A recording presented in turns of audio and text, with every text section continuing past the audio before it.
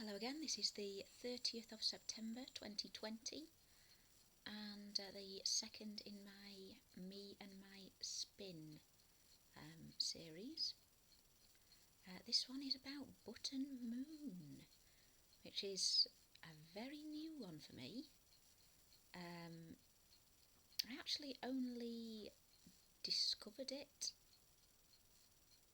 less than a fortnight ago. Couldn't tell you the exact day, but it was very, very recent. I haven't even finished watching all the episodes yet. I have no bits of memorabilia to show you. It's kind of a bit of a puzzle as to how I missed it, because it ran from 1980 to 88. Not to give too much away, I was born in the mid-80s. Presumably it was repeated for a while after that, because it was very big at the time by all accounts. A lot of people sort of my age or a little bit older, the Zennial sub-generation have sort of said, oh yeah, I love that, when I mentioned that I've been watching it. But it completely passed me by, and I don't mean like I didn't watch it when it was on. I mean, I don't remember there being any merchandise. I don't remember seeing it advertised or seeing DVDs on sale or hearing anybody talk about it or make references to it, or the little pictures on the internet come up on Facebook saying oh, if you don't know who this is, you had a shit childhood, sort of thing. Little scenes from no, never saw that at all. The only sort of prior experience of it that I had, the only evidence I had that it was a real thing, was when there was a lot of nostalgia shows on, sort of 10-20 years ago. Once or twice it turned up towards the bottom end of some of those kind of top 100 kids show type lists. And all I really remember was, thinking, never heard of that. And then one of my Facebook friends just put up, she's been on a bit of a nostalgia kick lately, posting a lot of sort of childhood memories and things. And she just posted something about how she used to love looking at Button Moon, and I thought, well, I've got nothing to do for half an hour or so. I think I'll sort of check out a couple of episodes to see what she's talking about. Because it, as I say, it's something that completely passed me by. It was brand new to me. And I don't know how this happened, because it's like it was completely made for me. Oh, hello, Polly. Now, Zeb's behaving himself. It's Polly who's going to start pestering me today. Yes, you're very cute, Polly. I love you too.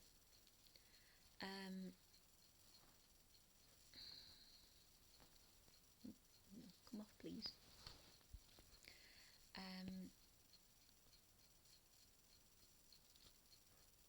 Yeah, where was I? Yeah, it was. It's exactly all the things I used to absolutely go crazy about when I was a child. Space, sort of very surreal kind of humour. No human characters. I didn't like things with human characters. I think the most humanoid character is probably the rag doll, who's very much the antagonist. I like things where humans are the baddies. Sort of farthing wood and watership down and that. I like stories with humans as baddies. Even better than stories with no humans at all. I wasn't a human lover as a child. No, Polly, that's not helpful. Come on, get down. Cats. I don't know. Because they're lovely.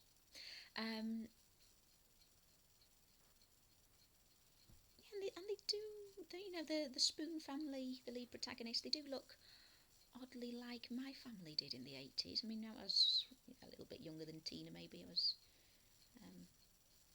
a little girl. I had a mum with hair that went, it was sort of quite strict, and a dad who was a bit more chilled out and wore wellies a lot. Actually wears wellies quite a lot more now because he's got bad feet. He says that's the only thing that he can actually walk around in. But you can talk too much about your dad's feet, I suppose, can't you? Um, yeah. I find it I keep saying I find it interesting, don't I? I need to stop just saying interesting all the time. Um, I what I found worth thinking about. Is that a synonym? Worth thinking about? A topic of consideration. I don't actually know any decent synonyms for interesting. I'm sorry. Um,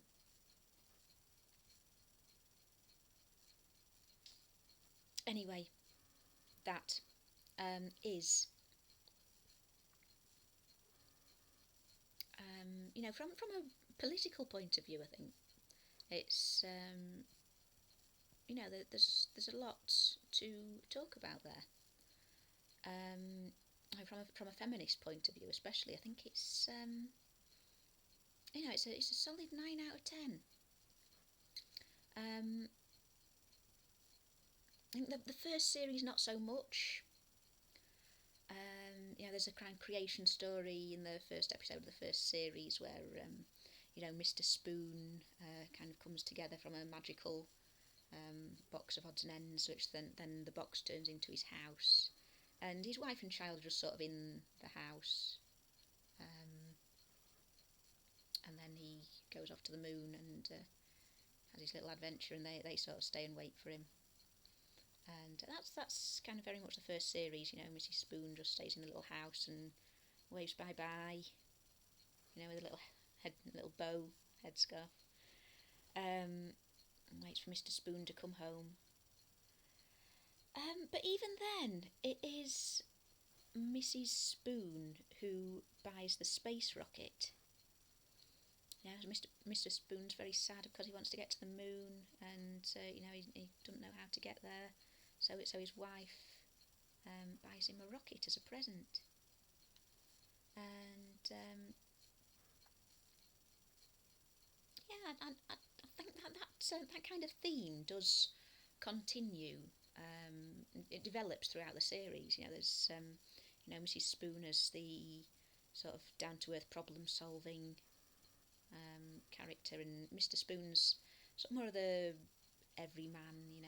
Things happen to him. He's kind of a gentle dreamer, Mr. Spoon, and sort of goes up to the moon and just wants to sort of look through his telescope, but sometimes he kind of gets sucked into a bit of an adventure. But they are generalisations. They are sort of really good characters. I think they're very engaging. As I say, they do develop over several series, and the world they live in develops.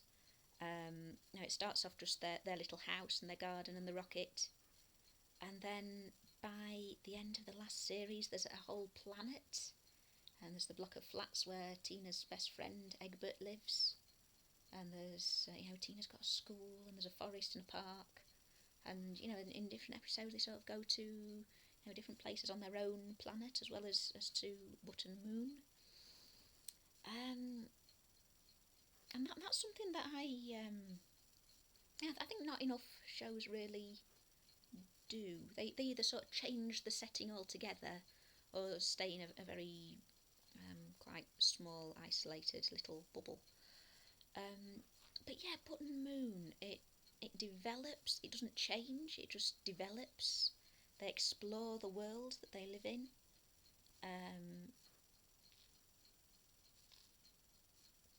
And it's a very odd world. It's I think there are children's programs that are surreal, but this is surreal in that kind of humorous, anarchic way.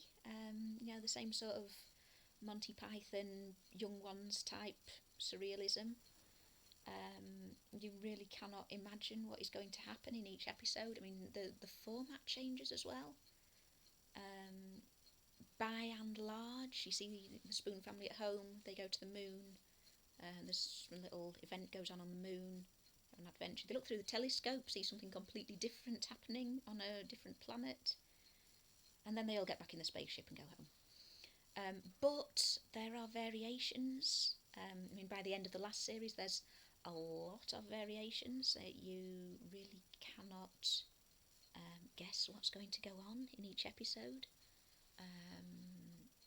Even the title sequence changes from day to day, kind of gives you a bit of a clue as to what's going to happen. Like you might see the moon in the snow or with something new appearing on it.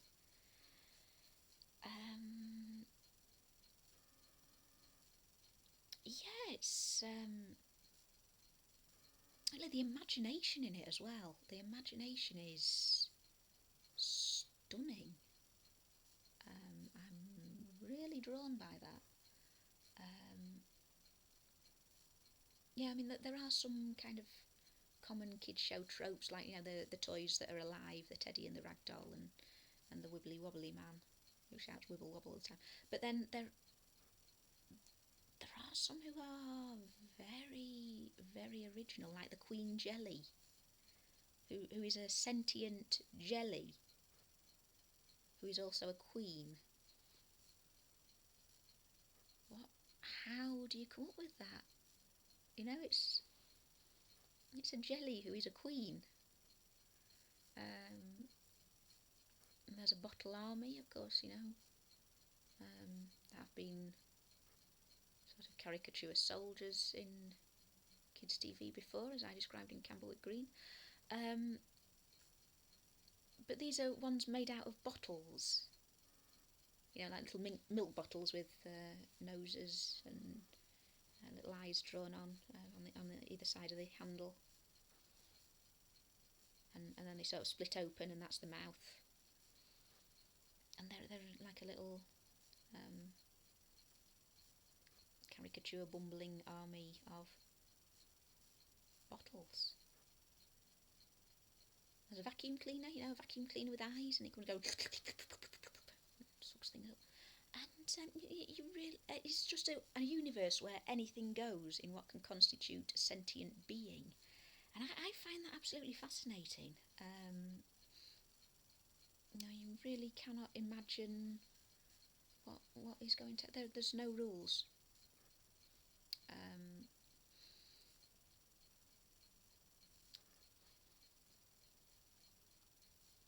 And things don't necessarily...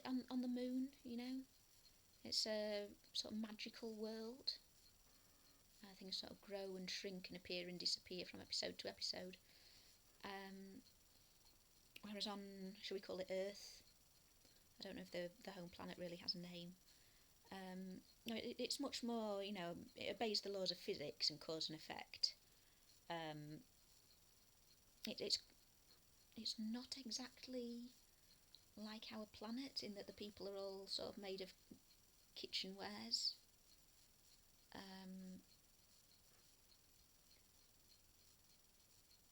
But yeah, the story is linear when it's on the planet.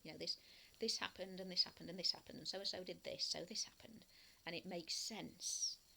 And then they go to the button moon, and anything can happen at all. They can sort of jump up and down on a jelly who turns out to be alive. They can go sailing in the buttonhole, which is a pond, in a gravy boat, and go underwater, and there's lots of little fish made of plates, and I'm not sure, an octopus sing opera. There's really no limit to what can happen on Button Moon.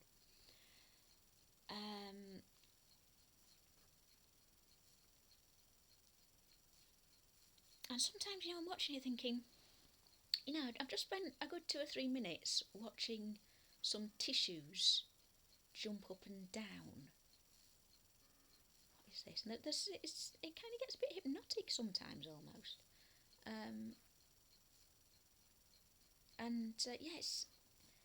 It's very funny. It is very surreal. It is impressive technically. The way the puppets are constructed and the puppeteers. They have the black background, the blanket sky, and you never see any strings or hands. Sometimes you just there's a little bit of a mistake, and the light just catches a puppeteer swathed in a black blanket or something. But the skill and the design. Yeah, it's really impressive. I've never actually seen anything remotely like it before or since. I mean, I've seen puppet shows. Puppet shows were very big before. I suppose stop motion really dominated in the 90s, and then CGI took over. But yeah, when I was very small, puppet shows were the thing. You couldn't, even present breakfast television without having some sort of little um, puppet sidekick. Um, like Gordon the Gopher and Otis the Aardvark and all that lot. Um, I actually used to like them as a kid, but now I think I just find them a bit superfluous and irritating. Um, yeah, it is really well put together. You never see a string. I don't even really know how the characters' little arms move. Um, and maybe inside them they've got some sort of a string or a stick or something that. Could it be green screen in 1980? I don't know. Maybe. Um, but then there are green things around the place, aren't there? That's another thing that it sort of um, appeals to me individually. The kind of colours. It's really evocative of my early childhood, and that palette of the sort of pea green and the ambery yellow and sort of washed out pastel blue grey. Yeah, it's watching a show that's as old as me. I just keep seeing all these little details here and there that just sort of set off a little ping in my brain. I think, yes, I've seen that. I remember that, and it used to be ubiquitous when I was a child, but it's vanished, and I couldn't tell you when it vanished. Like those little parking meters that look sort of shaped like a skull with a needle that moves across. It's one of those. When did I last see one of them? And whenever there's any wallpaper, it's always got diagonal stripes. Remember wallpaper with diagonal stripes? Where did it come from? Where did it go? It's just sort of a fashion that existed for a while and was very big for a few years and then gone. Nobody has diagonal stripy wallpaper anymore. Isn't that weird? And there's one episode where, Mr. and Mrs. Spoon's wedding anniversary, and Mr. Spoon buys Mrs. Spoon some earrings, and they sort of, they're quite dangly earrings with big sort of silver circles on them. I remember when earrings used to look like that. When did you last see someone wear kind of dangly earrings with a big disc on the bottom? I don't know.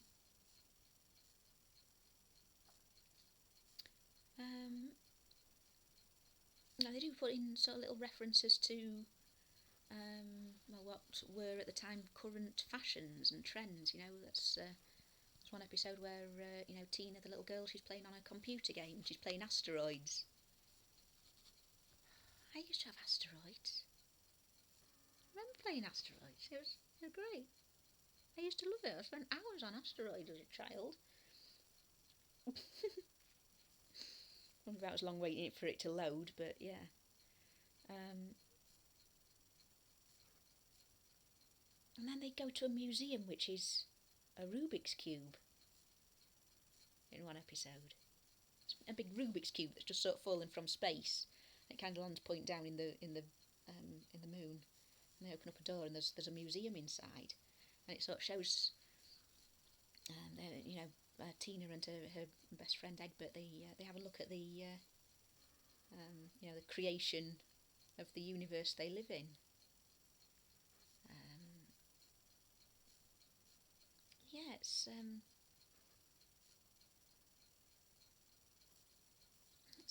you know, a really detailed world.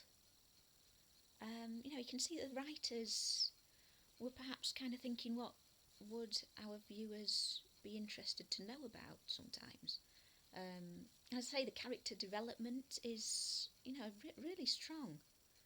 Um, I like the episodes that are sort of heavy on the Spoon family. I mean, sometimes, you know, they just see them going off into space and then what happens on the moon doesn't really concern them at all, and then they come. I think, well, oh, slightly disappointing. As I actually really like them as characters. Um, I think they're really sweet. You know, I just think, you know, a lot of cartoon families. You know, there's the mum and dad don't really get along, or you just think, well, what? How did they meet, kind of thing. But Mr. and Mrs. Spoon, they're sort of really in love, you know. And sometimes they have like a little on-screen smooch together, and I think, oh, so cute. And it's not something you see in kids shows, is it? You know, a couple who are sort of very happy together and in love, and oh, cuties. And they're really good parents to little Tina. You know, I mean, Mrs. Spoon is sort of more of the disciplinarian kind of parent, and Mr. Spoon's a bit more sort of the entertainer. You know, they both look after her. You know, they share the childcare duties. I think that's another thing that, you know, I think is sort of really lovely. You know, from a feminist point of view as well. You know, they both share all their household tasks very equally. I think that's probably quite ahead of its time in that respect. You don't even really see that in modern shows very often. You know, oh, Mr. Spoon is on the roof fixing the aerial. Oh, he can't do it. Mrs. Spoon's going to have a go. Now, Mrs. Spoon wants to fly the spaceship, so Mr. Spoon's going to make the dinner. Oh. Um, you know, they're a great little team. I don't get that thing you see quite often in cartoons where the child just sort of wanders off pleasing themselves most of the time. You know, they're sort of very dedicated parents, and you know, they supervise her and they keep her busy. And she goes up and says, "Oh, mum and dad, can I do whatever?"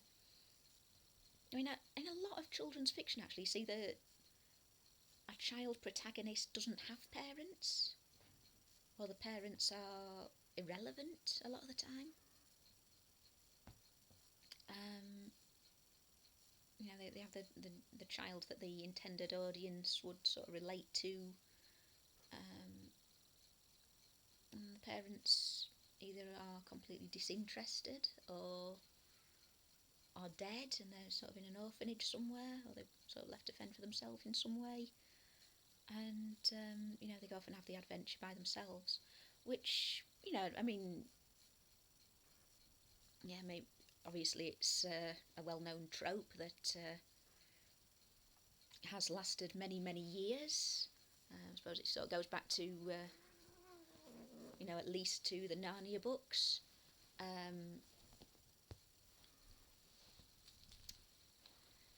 Maybe even before that. Sorry, cat playing.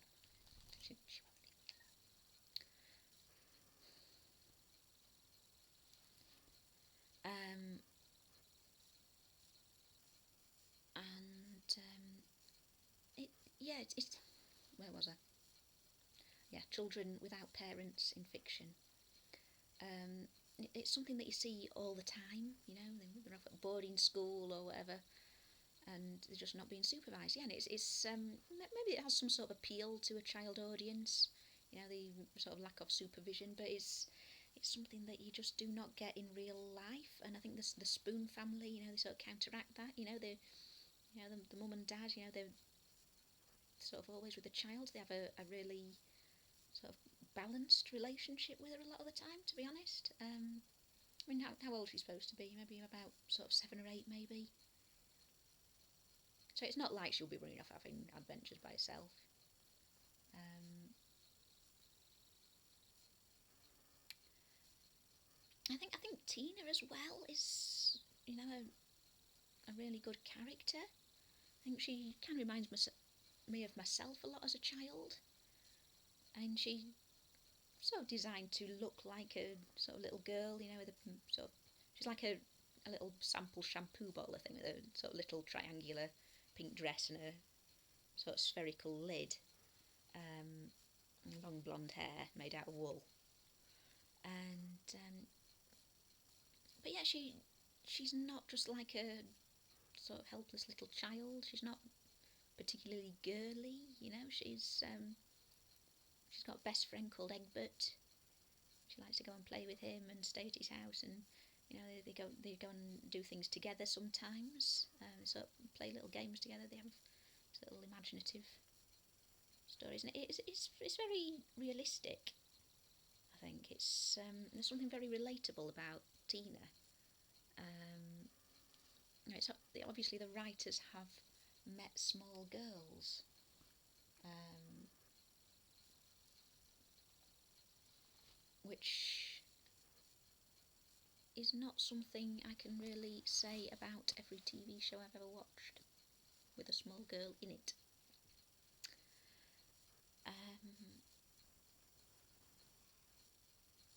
Yeah, they are a very sweet little family, and I think they're lovely, and they're great role models for children. I probably Mr. Spoon is my favourite character. He's just sort of a really nice guy, really sweet. He's not sort of incapable or anything.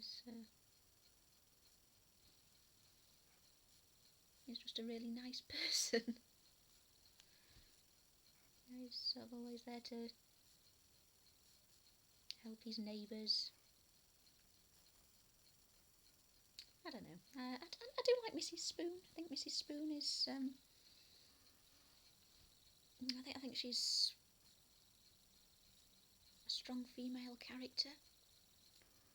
Um, in the sense of well written, not like she's always bashing baddies with a sword or anything. I think she's someone who has um, a really big influence on the narrative. When Mr. Spoon is the protagonist, they tend to, not always, but to a large extent, the story happens to him and he deals with a series of events as they happen and gets back to his rocket and goes home. Mrs. Spoon, she's much more of a decision maker, like an active participant. I think it's something you just do not see enough of. The female character driving the narrative.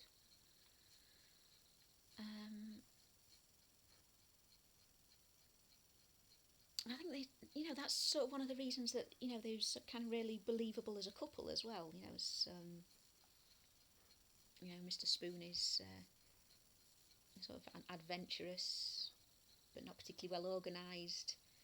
Mrs. Spoon sort of deals with the practical issues of day-to-day life, and Mr. Spoon sort of shows her the world. I think that that's. I just think it's lovely. They're sorry, cat. Yeah, hiss to you too. Stop it. Um,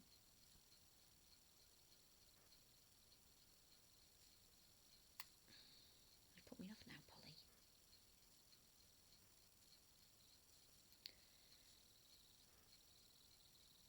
Oh yeah, Button Moon, my new spin.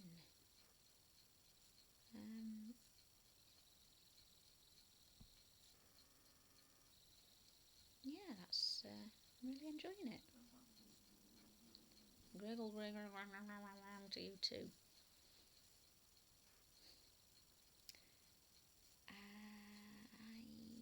I will see you in the next video.